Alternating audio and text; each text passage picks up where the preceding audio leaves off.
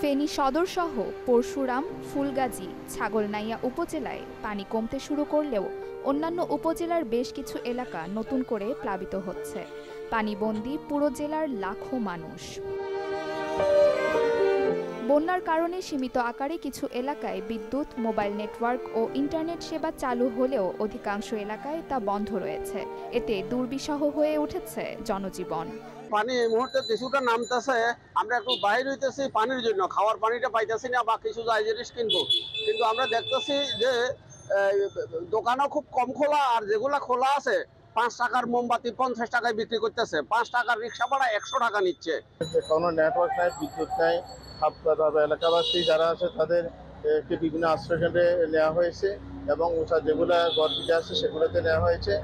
আর এখন কিন্তু তাদের পর্যাপ্ত পরিমাণের খাবার অভাব, বিশুদ্ধ পানির অভাব। এখানে আশ্রয় কেন্দ্রে আসছে, আমাদের বাড়ির জিনিসপত্র সবকিছু পানি ডুবে চলে গেছে। পুরো ফেনী এলাকাটা একদম পানি পড়ে গেছে। এখন আশ্রয় কেন্দ্রে আসি, আশ্রয় কেন্দ্র পর্যন্ত পানি চলে আসছে। এখন ছেলে মেয়ে নিয়ে জড়ো হয়ে আমরা কোথায় যাবো জানি না। আমি বাড়ি থেকে বেরোচ্ছিলাম ফুলগাজীর দিকে যাওয়ার উদ্দেশ্যে, কিন্তু আমি যাইতে পারি নাই। আনন্দপুর বাজারে আমি এখানে বাধা খেয়েছি পানির কারণে। বন্যায় ক্ষতিগ্রস্ত লোকজন আশ্রয় নিয়েছে বিভিন্ন আশ্রয় কেন্দ্রে।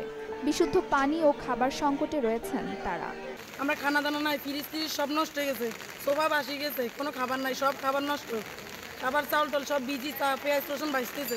আমরা এলাকাবাসী যুব সমাজে এইসব যান নিয়ে বেগুরা নিয়ে আমরা প্রায় 8-10টা বেগুরা বানাইছি। নিজেদের বাড়ি থেকে মুরব্বী, বয়স্ক, বৃদ্ধা, মারা আছে, অসুস্থ ব্যক্তিরা আছে, সবগুলোকে আমরা নিয়ে আসছি ইসলামিক সেন্টার মসজিদে এবং প্রাইমারি স্কুলে। বাংলাদেশ সেনাবাহিনী, নৌবাহিনী, coast guard, BGB, RAB, police, fire service সহ বিভিন্ন স্বেচ্ছাসেবী সংগঠন উদ্ধার অভিযান, ত্রাণ সহায়তা অব্যাহত রেখেছে। তবে সুষম বন্টন না হওয়ায় কেউ পাচ্ছেন, আবার কেউ বা হচ্ছেন বঞ্চিত। Desk report, channel 24।